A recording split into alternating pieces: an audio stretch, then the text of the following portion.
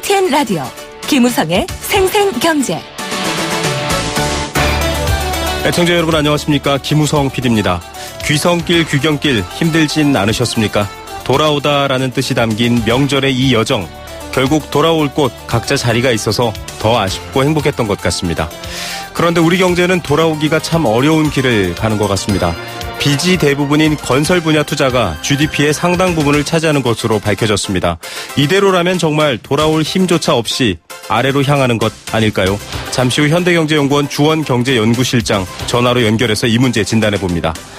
한때 합격만 하면 동네에 플래카드가 걸리던 공인회계사, 요즘은 안팎으로 어렵습니다.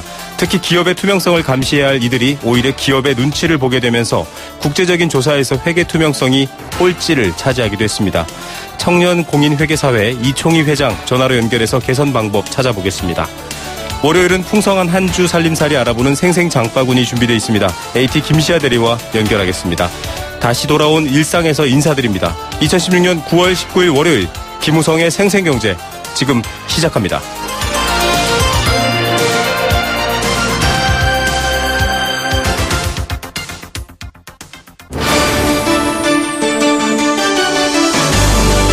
YTN 라디오 김우성의 생생경제.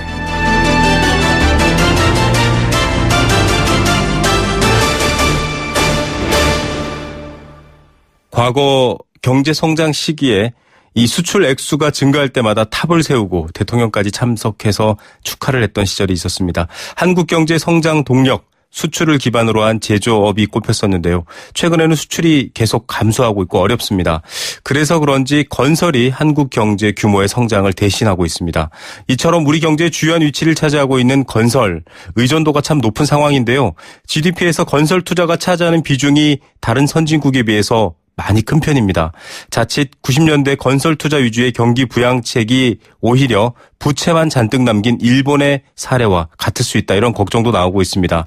이 때문에 산업 구조도 바꿔야 하고 이 빚이 대부분인 건설 투자에 대한 부분도 좀 개선해야 된다라는 목소리가 큰데요. 어떤 문제점이 있고 어떤 대안이 있는지 알아보겠습니다. 현대경제연구원 주원경제연구실장 전화로 연결합니다. 안녕하십니까?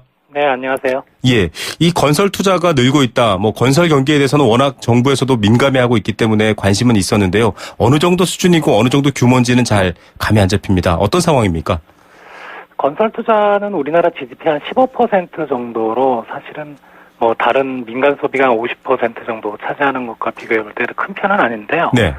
최근에 들어서 이제 건설 투자 증가율이 많이 좀 올랐는데, 작년 상반기만 해도 1%가 채 안 됐었는데요. 네. 하반기에 6%대로 증가율이 높아졌고, 올해 1분기에 9.6%, 2분기에 10.8%로 이렇게 빠르게 좀 증가하고 있는 모습입니다. 예. 이렇게 증가하는 거 사실은 지금 공급 과잉의 아파트나 주택 공급 논란도 나오고 있고요. 개발 얘기도 계속 시끄러워지고 있는데 그런 부분 때문이라고 볼 수 있나요? 아무래도 최근에 민간 주택 경기 쪽에 건축 허가 면적을 보면 사상 최고치를 기록을 하고 있거든요. 네네. 그래서 부동산 경기가 아주 큰 폭의 호조는 아니지만 어느 정도 저성장 국면에서 부동산 시장에 호황을 보인 거, 이게 최근에 건설 투자 증가를 주도한 요인으로 보시면 될 것 같습니다. 네. 이만큼 지금 우리 경제의 어떤 성장세 혹은 GDP에 이 건설이 확인하는 부분이 크다라는 얘기인데요. 이 경제 성장을 봤더니 상당히 많은, 이 성장률에 있어서도 상당히 많은 부분을 건설 투자가 책임지고 있다, 이런 분석이 나와 있더라고요. 예, 2분기 경제 성장률이 전년 동기 대비로 이제 3.3%였는데요. 이 중에 건설 투자가 한 1.7%포인트, 즉 50%가 넘는 부분을 건설 투자가 어떤 경제 성장을 견인하고 있습니다. 네. 지금 성장률 얘기하면 이제 경제 분야에 안 계신 분들은 이게 무슨 의미일까 하실 텐데요. 일자리를 비유해서 자주 설명해 드렸죠. 0.1%만 해도 일자리의 개수가 어마어마합니다. 그런데 지금 걱정되는 거는 과거의 한국 경제 성장에 동력하면 이 반도체나 자동차 같은 제조업 중심으로, 즉 수출을 통해서 일자리 창출과 부호 창출 같은 것들이 있었는데 건설 투자로 돌아섰다. 이 변화를 어떻게 저희가 이해하면 될까요?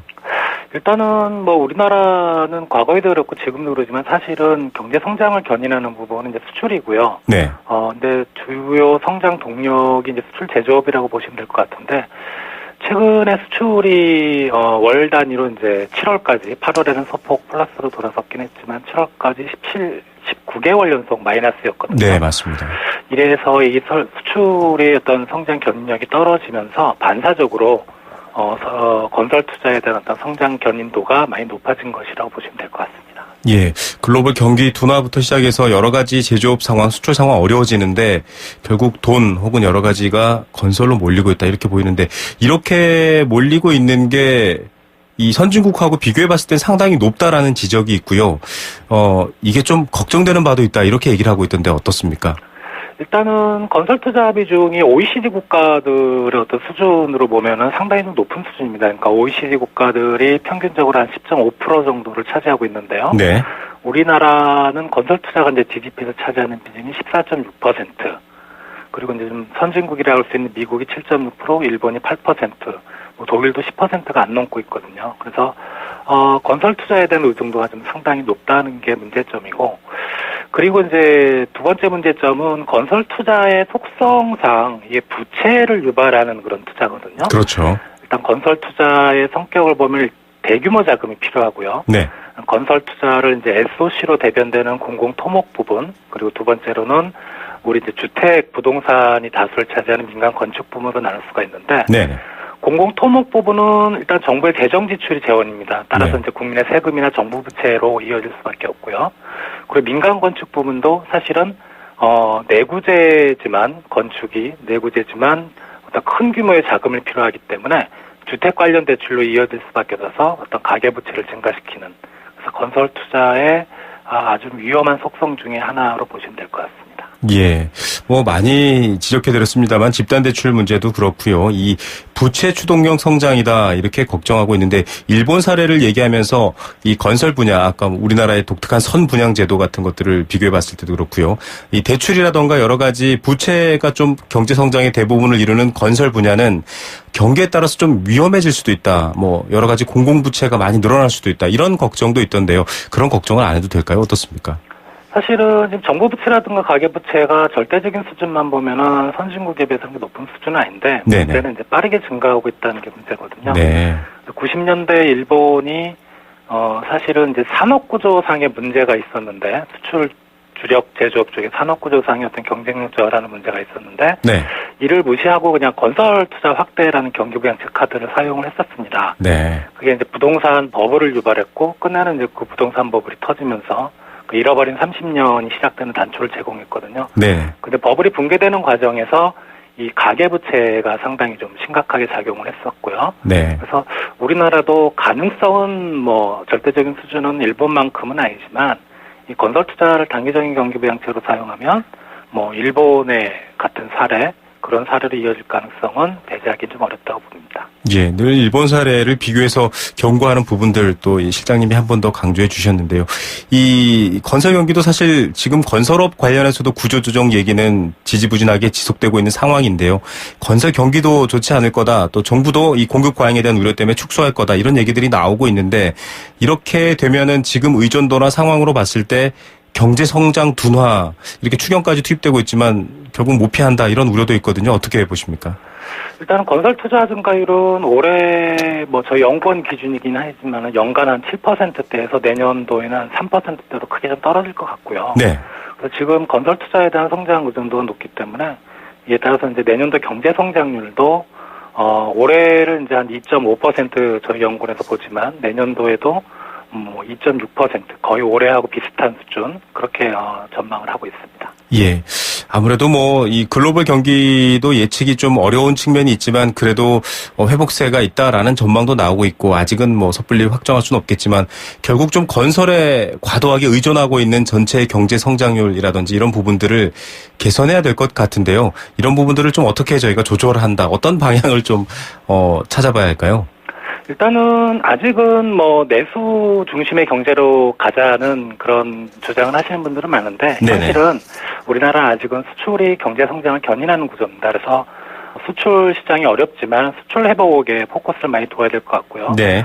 그리고 이제 투자의 또 다른 한 축인 이제 기업 투자가 활성화되는 게 필요하고요. 기업 투자가 중요한 점은 이제 고용 시장, 고용을 유발하고 그게 이제 근로자의 소득으로 이어져서 가계의 소비 심리 회복 과도 연관이 되고 있거든요. 네네. 그래서 기업의 어떤 투자를 활성화할 수 있는 규제 완화 이런 쪽에 좀 신경을 많이 써야 될 것 같고요. 그리고 마지막으로는 이제 중장기적으로 우리나라의 어떤 산업 구조나 투자 구조가 이게 좀 구조상의 경직성, 특히 노동시장의 경직성 문제가 많이 좀 얘기가 되고 있거든요. 네. 그래서 그런 것들에 대한 어떤 개혁 이런 것들이 빨리 진행이 돼서 생산성이 높아지는 일본과 같은 그런 저생산성, 경직적인 구조보다는 생산성이 높은 좀 효율적인 경제 구조로 빨리 좀 이행을 해야 될 것 같습니다. 네, 결국 뭐 소득 주도의 이 경기 부양, 경제 성장도 선행돼야 될 것은 이제 고용 지표라든지 이런 것들을 기반하는 기업의 어떤 회복 이런 측면으로 보신다고 저희가 이해할 수 있겠네요.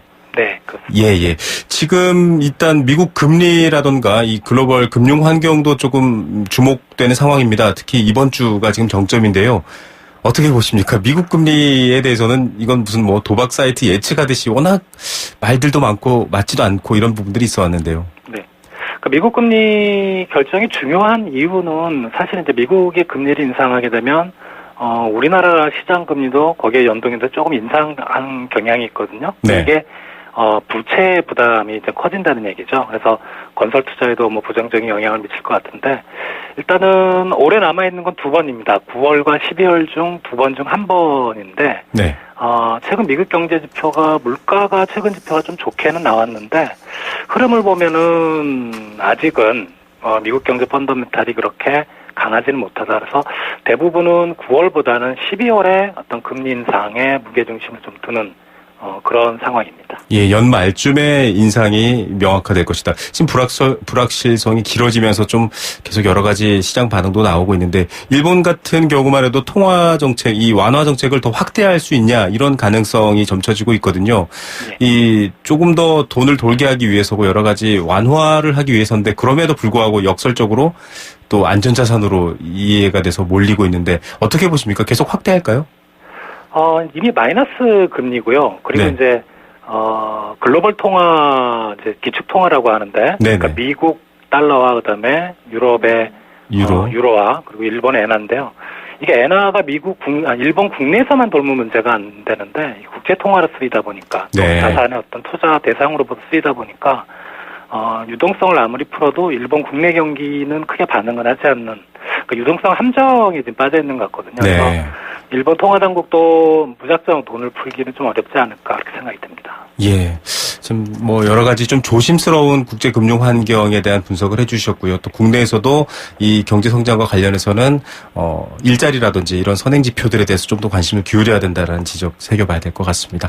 오늘 말씀 감사드립니다. 감사합니다. 네, 현대경제연구원 주원 경제연구실장이었습니다.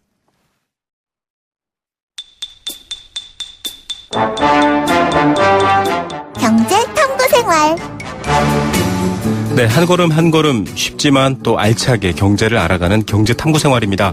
정답 보내주시면 알칼리수로 건강해지는 내 몸 A수 알칼리 생수 한 박스씩 보내드리고 있고요. 2016년 매월 목요일 응답하는 여행 스케치의 가로수길 콘서트 나무야 티켓 드리고 있습니다. 도심 속 꿈의 놀이터 일산 원마운트에서 워터파크 이용권도 드리고 있고요. 선정릉을 품은 도심 속 특급 호텔 라마다 서울에서 숙박권도 드리고 있습니다.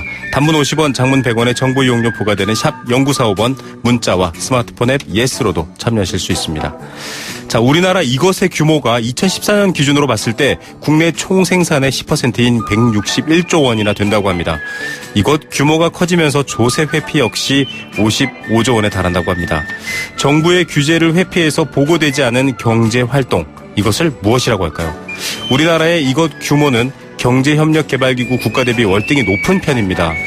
따라서 이 문제는 소득의 불균형을 심화하고 경제 성장을 저해시킨다라는 건데요. 경제 정책에서도 이것을 양성화하겠다라는 게 대안으로 나올 정도였죠. 정부의 적극적 대응이 더 필요합니다. 현금으로 거래되는 부분이 많아서 캐시 이코노미라고도 하고요. 그 많은 5만 원권이 다 어디 갔을까? 이런 얘기 나올 때마다 꼭 등장하는 겁니다. 네 글자고요. 정부의 세금을 피해 겉으로 드러나지 않는 경제, 저 아래 깊숙이 숨어있는 경제, 이것을 무엇이라고 할까요?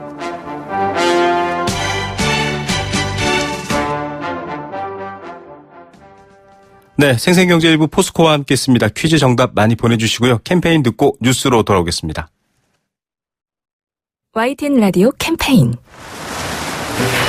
물 없는 한라산 물 없는 제주 바다를 상상할 수 있나요? 제주의 아름다운 자연과 풍경은 깨끗하고 건강한 물이 있기에 가능합니다.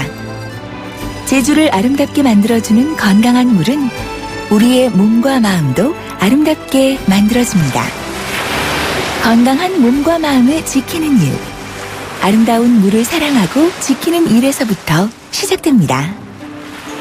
YTN 라디오 아름다운 물 캠페인은 광동제약과 제주특별자치도 개발공사와 함께합니다.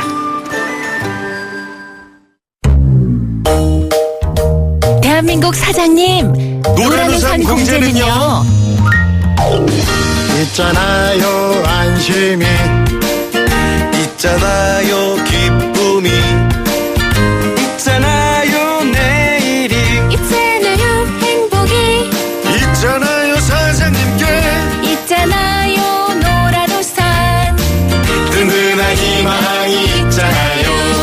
노란우산 공제가 소기업 소상공인의 희망이 되겠습니다. 서경석, 이금희도 함께 사장님을 지켜드리는 희망자산 노란우산 공제.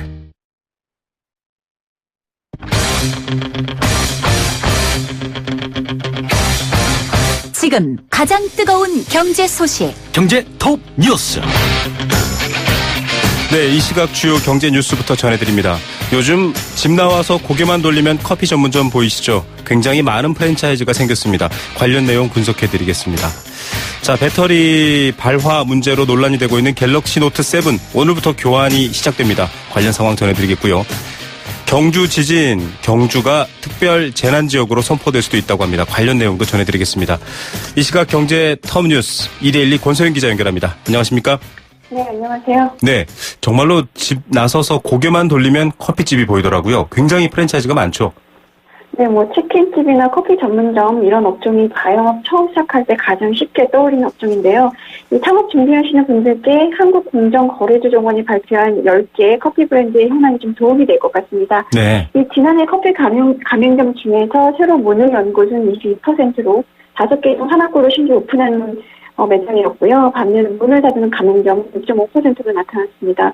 커피 가맹점들이 영업을 시작하기 전부터 부담하는 최소 가맹금은 평균 2천만 원이고요. 인테리어비는 1억 5,800만 원으로 집계가 되는데요. 그러니까 커피 가맹점을 시작하려면 대략 한 1억 8천만 원 정도가 필요하다는 소리입니다. 가맹점들은 매출액의 2.5%에서 5%가량을 로열티로 분산해내고 있었는데요. 금액으로 보면 11만 원에서 88만 원까지입니다.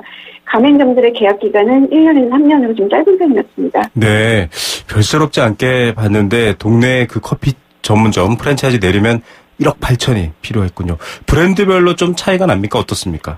이 연평균 매출액을 보니까 투썸플레이스가 4억 8천여만 원으로 가장 높았는데요.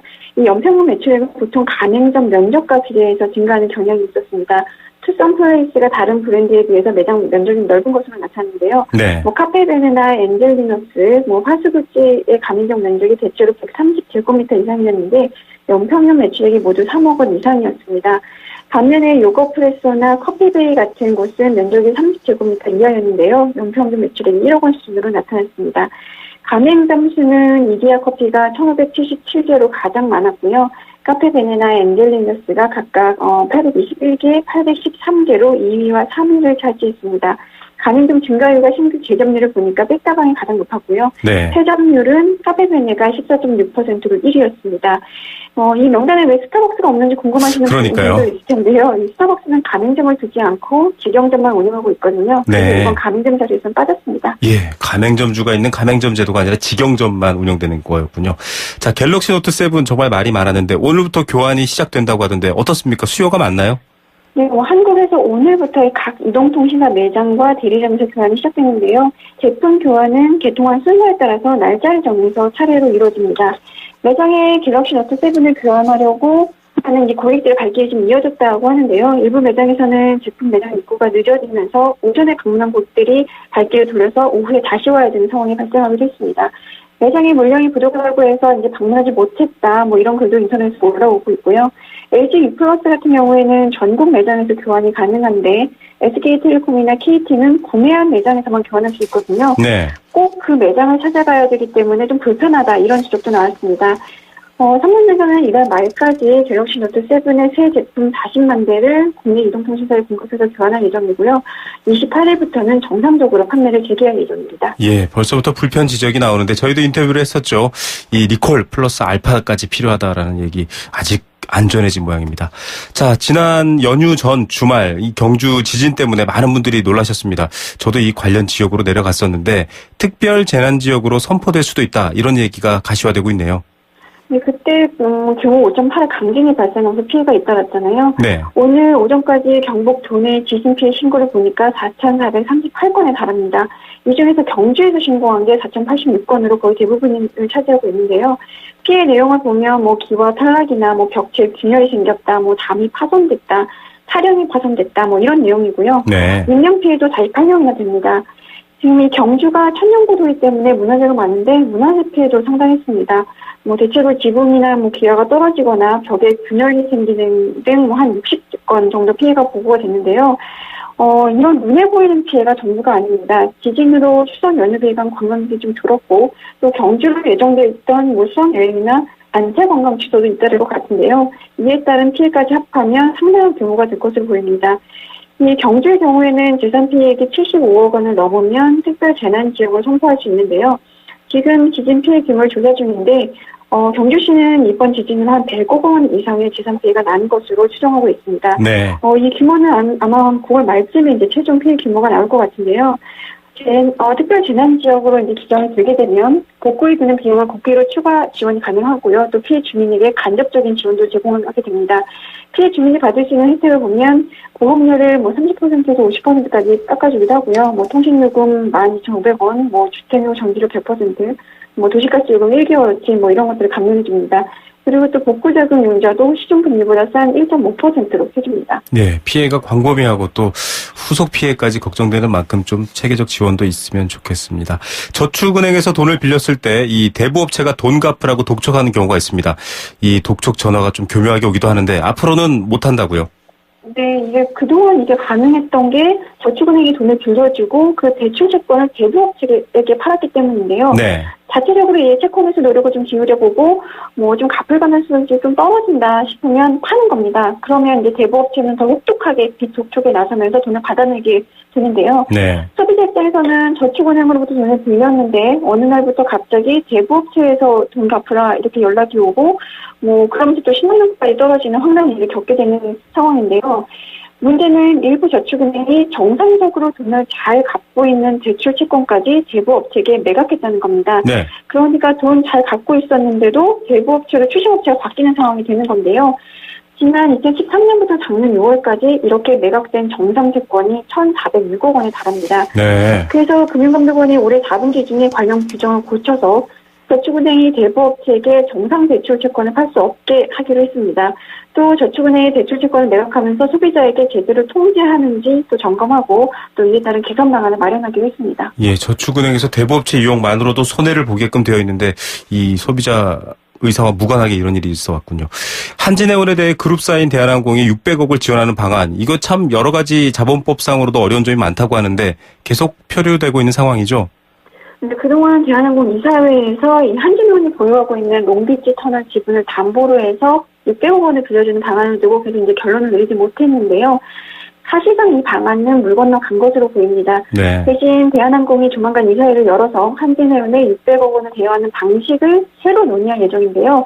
이 새로운 지원 방식을 논하는 이유는 롱비치 터미널 지분을 담보로 취득하는 게 쉽지 않을 것이다라는 판단 때문입니다.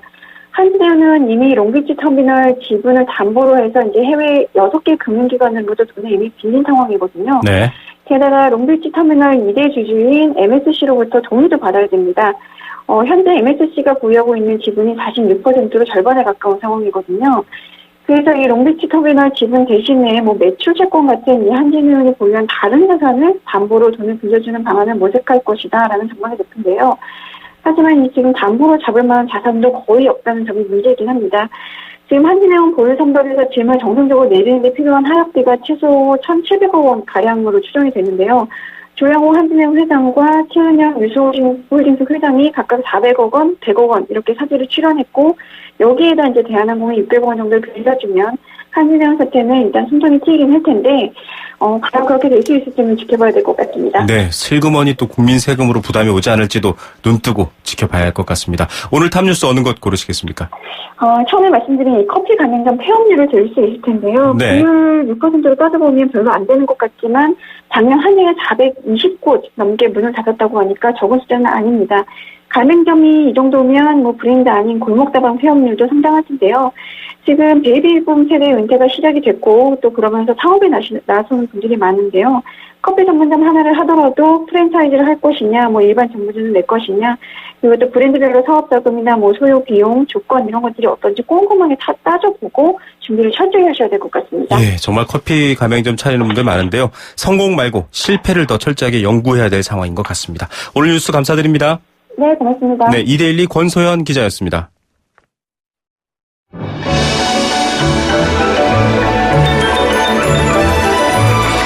오늘의 경제를 들여다보는 시원한 창. YTN 라디오 김우성의 생생경제 생생 인터뷰. 네, 두 번째 생생 인터뷰 보내드리겠습니다.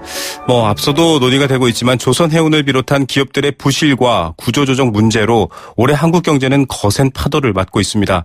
그 책임 당사자 중에 하나가 바로 회계법인이다, 이런 뉴스 보신 적 있었죠. 평소에 잘 접하기도 어려웠던 분식회계, 이런 말들이 뉴스에 오르기도 했습니다. 올해 스위스 국제경영개발대학원이 조사를 한 결과에 따르면 우리나라의 회계 투명성이 61개 조사 국가 중에서 꼴찌였습니다. 이 기업의 부실과 비리에 눈 감는 감사인, 즉 회계사의 문제는 투명성의 문제가 아니라 오히려 캄캄한 수준이다라는 우려가 나오고 있습니다. 구조적인 문제가 크기 때문이다, 이런 지적들이 나오고 있는데요. 관련 분야 전문가 모셔서 이 문제 진단해 보겠습니다. 이 경제개혁연구소 연구위원이시죠. 청년공인회계사회 이총희 회장 전화로 연결합니다. 안녕하십니까? 예, 안녕하세요. 네, 직접 또 회계사로서도 활동하고 계신데요. 공인회계사를 자본시장의 파수꾼, 이렇게 불렀거든요. 최근에 벌어진 부실감사, 비리, 여러 가지 문제들을 보면 더 이상 파수꾼이라고 하기는 어려운 상황이다, 이런 얘기가 나오고 있습니다. 구조조정 등과 맞물려서 여러 문제 제기가 되고 있는 상황인데 변화의 조짐은 또 안 보이고 있거든요. 상황은 어떻습니까? 네, 일단 회계사로서 이런 문제가 나타나는 것에 대해 상당히 아쉬운 부분이 많은데요. 하지만 또 한편으로는 이 근본적으로 사회 문화나 기업의 지배구조가 바뀌지 않는 것들에 대한 아쉬움이 더 큽니다. 그리고 이게 장기적으로 이렇게 문화나 지배구조가 바뀌어야 한다고 한다면, 네. 단기적으로 이제 효과가 있으려면은 회사가 회계법인을 고용하는 자유수임 제도에 대한 수정이 필요한데, 이것에 대해서 이제 기업들이 아무래도 강하게 반발하고 있다 보니까 이게 잘 이루어지지 않고 있는 상황입니다. 네. 얼마 전에 국정감사에서도 경제부총리도 이제 자유수임 제도에 대해서 개선의 필요성이 있다, 공감한다라는 얘기를 했었지만, 정작 금융위원회에서 내놓은 그런 공시 방안을 보면 기업 눈높이에서 불편사항을 개선하겠다라고 얘기하면서 상장 예정 기업 등의 지정감사 제도를 복수로 운영하겠다고 그 규정 개정안을 내놨습니다. 네. 이게 복수 지정제도가 되면 사실상 현재 있는 지정제도도 자유수임 제도와 별다를 바가 없어지는 그런 상황이 되는데, 네. 정부에서는 이렇게 지금 문제가 심각함에도 불구하고 자꾸 기업의 부담만 줄여주자라는 식으로 이렇게 나아가다 보니까 이게 언론에 나오는 그런 문제인식과 내부적으로 이렇게 정책 운영 방향이 맞지 않아서 점점 더 뭔가 이런 구조적인 문제는 심화가 되지 않나라는 그런 생각이 듭니다. 예, 결국 이 문제가 있는 경영 혹은 회사의 어떤 재무 구조, 비리, 이런 부분들을 철저하게 봐야 될 사람들에 대해서 자꾸 더 어려운 상황, 구조를 개선하지 못하도록 하는 이 방조 자체도 하나의 문제 책임을 질 수 있는 부분인데, 좀 비약해서 설명해 보자면 심판보다는 선수의 입김이 더 세다, 이런 느낌이 드는 정도입니다. 이 회계 법인들도 좀 경쟁을 스스로 심화하면서, 물론 구조적인 문제가 있지만 이 신뢰도를 떨어뜨리는데 지금은 이 같은 방향으로 맹렬히 나아가고 있다, 이런 느낌도 들거든요. 어떻게 개선하면 좋을까요?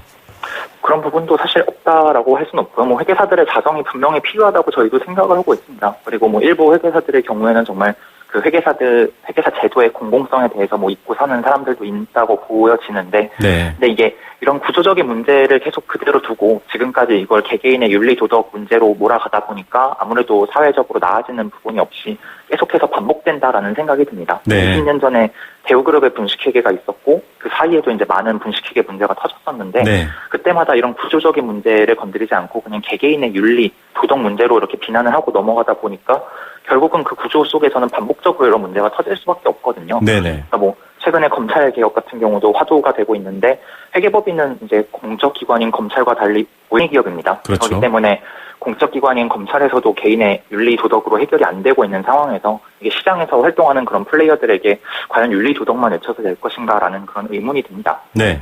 그리고 기업들의 힘이 점점 강해지고 있기 때문에 기업들이 뭔가 이렇게 첨단 무기로 무장하고 달려드는 상황에서 과연 회계사들에게 그냥 정신만 가지고 이걸 막을 수 있을 것인가? 그러니까 회계사들에게 적절한 뭔가 무기를 쥐어주고 이걸 막도록 해야 하는 게 아닌가라는 그런 생각이 듭니다. 예.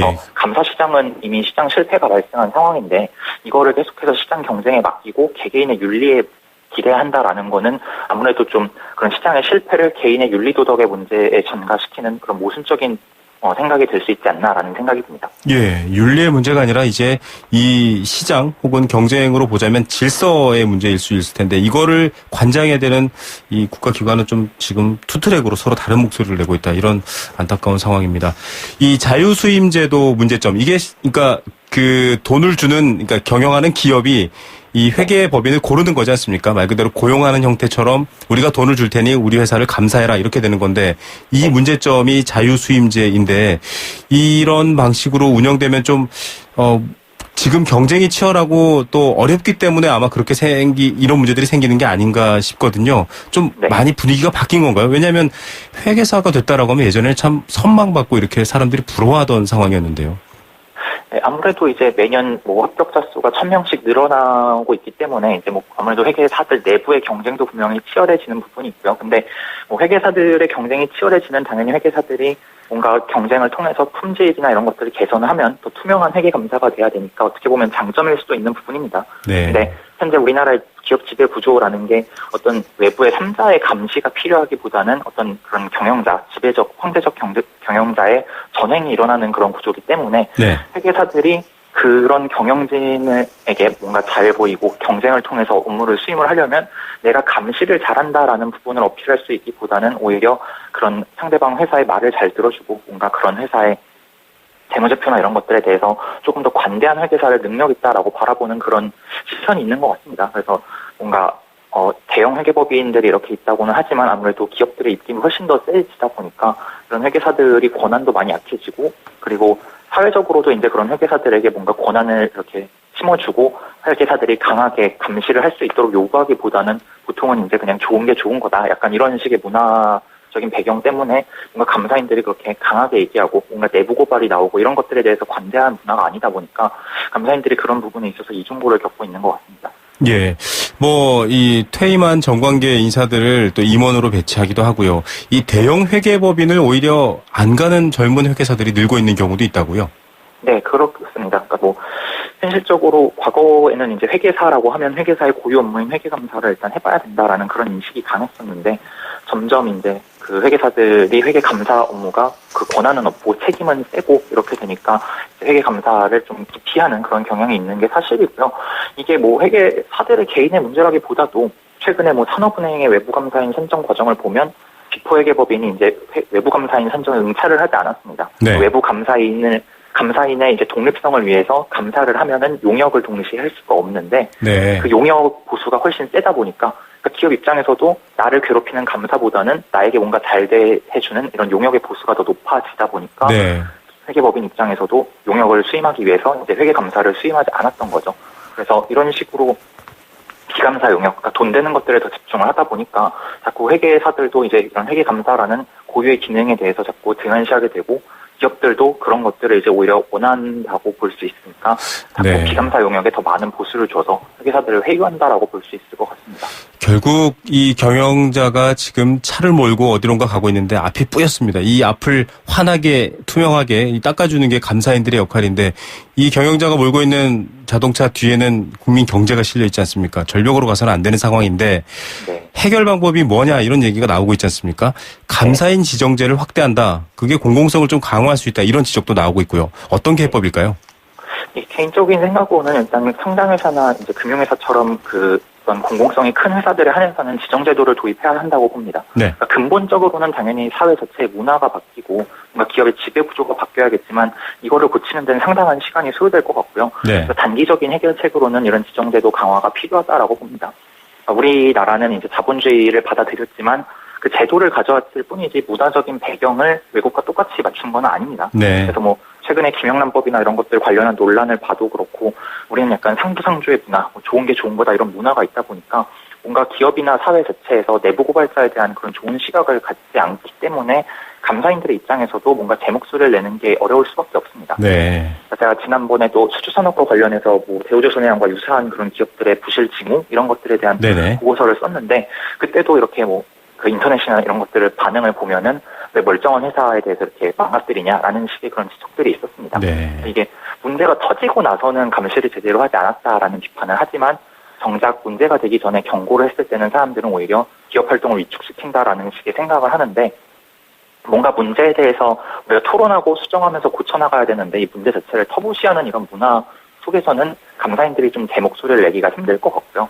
뭔가 정답이 중요한 게 아니라 이제 그 정답을 찾아가는 과정이 중요한 건데 우린 너무 결과에만 포커스를 맞춰서 이제 책임을 묻고 이러는 것 같다라는 생각이 듭니다. 네. 그리고 이런 문화 자체를 봤을 때도 이제 사람들이 뭐 회계 투명성이 중요하다고 생각을 하지만 아파트 감사나 이런 문제만 봐도 결국은 내 이웃과의 충돌을 피하고 싶어서 이런 것들에 네네. 대해서 문제 제기를 하지 않고 그냥 앞장서서 문제 제기하는 사람은 약간 피곤한 사람을 여기는 경향이 있는데 그래서 이런 것들에 대해서 뭔가 문제를 꺼내놓고 사람들이 같이 논의하고 해서 해결하는 방향으로 가야지 감사인들도 권한이 생기고 투명성이 나아질 텐데 이런 문화를 바꾸는 건 상당한 시간이 걸릴 것 같고 저희는 네. 단기적으로는 감사인 지정제를 통해서 이런 지배구조라든가 문화적인 배경에서 서포트를 해주지 못한다면 법적으로 감사인의 독립성을 좀 강화를 시켜주는 게 필요하지 않은가라는 그런 생각이 듭니다. 예, 옛말에도 정말 이 병은 알려라라는 말이 있었는데요. 문제점을 여러 사람들에게 확인할 수 있는 이 감사인의 독립성과 이런 문화가 더 절실한 것 같습니다.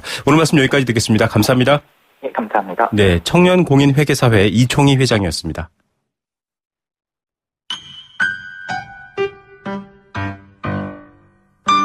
행복한 살림살이 생생장바구니. 네, 한 주 월요일 든든하게 살아갈 수 있는 생생장바구니 준비되어 있습니다. 오늘도 한국농수산식품유통공사 김시아 대리 연결하겠습니다. 안녕하십니까? 네, 안녕하세요. 김시아입니다. 네, 명절 잘 보내셨어요? 네, 가족들과 함께 무탈하게 잘 보냈습니다. 네. 선생님께서도 여러 군데 왔다 갔다 하시면서 정신없이 보내셨겠어요. 예, 저는 뭐 육아를 또 이 집사람은 또 차례라든지 명절 준비를 네. 이렇게 아직 여독이 안 풀리고 있습니다. 네. 자, 여독을 풀어줄 어떤 소식 들고 오셨습니까? 네, 오늘은 물가 동향 소식은 잠시 뒤로 하고요. 여러 가지 이야기를 들고 왔습니다. 네. 먼저 경기도산 닭고기와 계란이 홍콩 수출의 길을 다시 한번 열었다는 소식입니다. 네, 이게 참 수출이 막혔다라는 것 때문에 걱정이 있었었는데요. 네, 그렇습니다. 올해 초에 경기도 내 큰 범위에서 이 고병원성 AI가 발생했었는데요. 그 때문에 홍콩에서 수입 제한 조치를 먼저 해왔고, 그래서 올해 3월부터 경기도산 닭고기와 계란 등 이 신선 가금 제품의 홍콩 수출길이 막혔었습니다. 그러나 농식품부에서는 우리나라가 지난달 8월 18일자로 AI 청정국 지위를 회복하면서 홍콩 측에 경기도산 가금 제품의 수출을 다시 할 수 있게 해달라 이 재개 요청을 했고요. 요청 15일 만에 재개가 가능해졌습니다. 수출 재개는 정확히 16년 9월 6일자로 가능해졌습니다. 네, 정말 뭐 정부가 많은 노력을 통해서 이렇게 수출길을 열려고 한 건 정말 잘한 일인 것 같습니다. 그렇다면은 기존의 경기도 내에 수출되고 있었던 작업장 모두 수출 재개가 가능한 건가요? 네, 맞습니다. 이 16년 3월에 수출이 중단되기 이전에 홍콩 정부에 기등록되었던 수출 작업장 4개소 모두가 수출이 다시 가능하게 되었고요. 기존의 양측 정부 간 합의된 검역 증명서 서식도 그대로 활용할 수 있게 되었습니다. 나홀로 정부에서는 앞으로 우리 가금 제품이 홍콩으로 안정적으로 수출하게끔 AI 재발 방제 노력을 기울이고요. 수출 검역 관리 그리고 지원에 최선을 다할 것이라고 밝혔습니다. 예, 정말 이런 일이 없어야 될 텐데요. 지금 뭐 축산농가도 저희 YTN 라디오 많이 듣고 계시거든요. 예방법 좀 한번 알려주시죠. 네, 우선 축산 농가에서는 야생 조수 차단을 위해서 그물망을 설치한다든가 농장 내외부를 매일 소독해주는 것이 가장 기본적인 예방법이 되겠고요.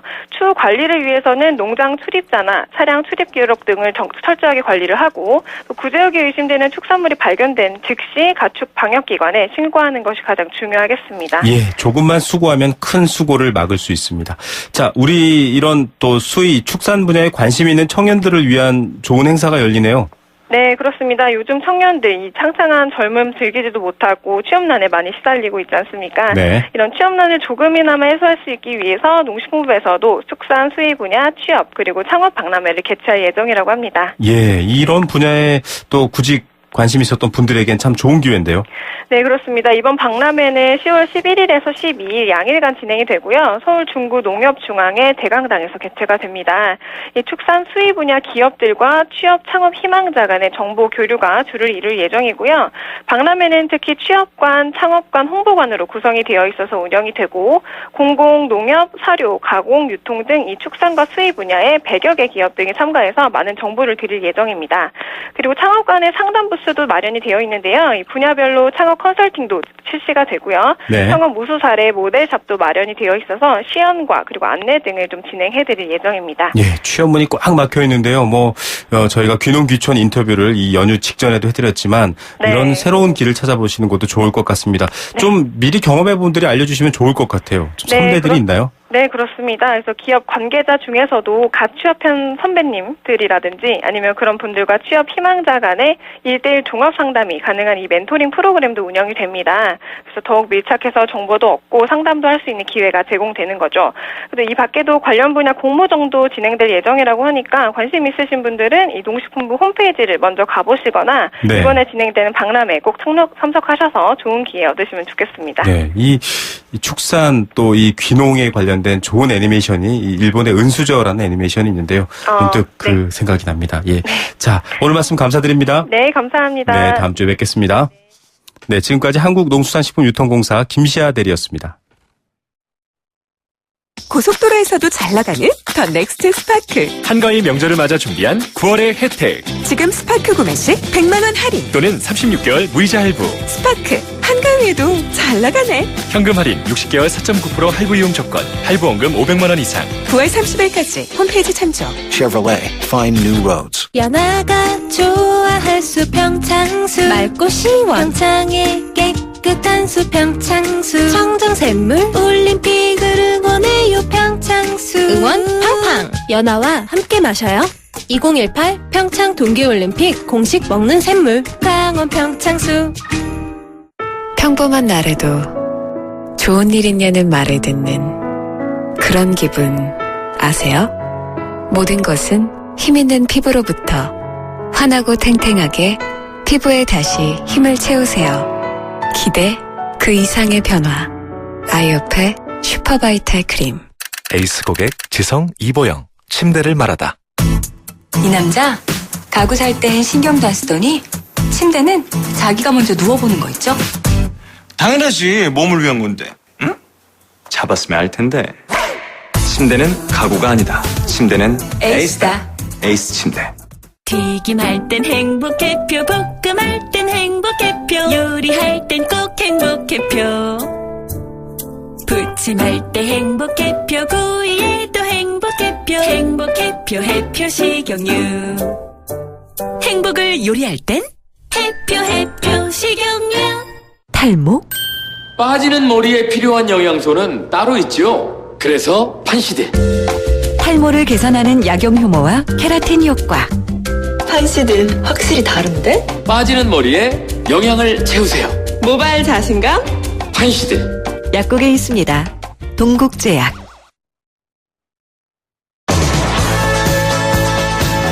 네, 생생경제 포스코와 함께했습니다. 자, 오늘 퀴즈의 정답은 지하경제였습니다. 좀 환한 지상으로 나왔으면 좋겠는데요. 무슨 꿍꿍이 때문에 도대체 지하에 있는 걸까요? 자, 4066님 재미있는 문자 주셨습니다. 지하경제. 저는 5만원권 구경해 본 지가 몇 달은 된 것 같은데 이거랑은 상관없겠죠? 상관 있을 수 있습니다. 이 5만원과 써야 될 돈이 제대로 안 가기 때문에 5만원권 구경하기가 힘들 수도 있습니다. 정답자 발표해드릴게요. 0430님께 생수 한 박스 보내드립니다. 마늘밭 자금도 여기에 속하나요? 방송 잘 듣고 있습니다. 예, 지하 자금. 정말 제대로 지하 경제입니다. 지상으로 올라와야죠. 2088님께 여행 스케치 티켓 드리겠습니다. 나라 경제를 좀 먹는 지하 자금을 양성화해야 됩니다. 예, 저도 동감합니다. 8985님께 원마운트 티켓 드리겠습니다. 경제활동이 원활히 할 수 있도록 정부에서 대안을 마련했으면 좋겠어요. 네, 이 보통 사람들의 힘으로는 잘 안 되는 부분들 그거 해결하라고 우리가 정부 얼굴 쳐다보고 있는데요. 좀 지하 경제 양성화 빨리 했으면 좋겠다라는 생각도 듭니다. 자, 지하경제 관련해서 많은 분들 의견 주셨고요. 또 택시 운전하시는 택시기사님들 사연 보여주셨는데 안전운전하시고요. 환절기입니다. 감기 예방하시도록 물 자주 드시고 또 몸 따뜻하게 하시기 바랍니다. 저는 내일 오후 3시 10분 다시 찾아오겠습니다. 김우성의 생생경제였습니다.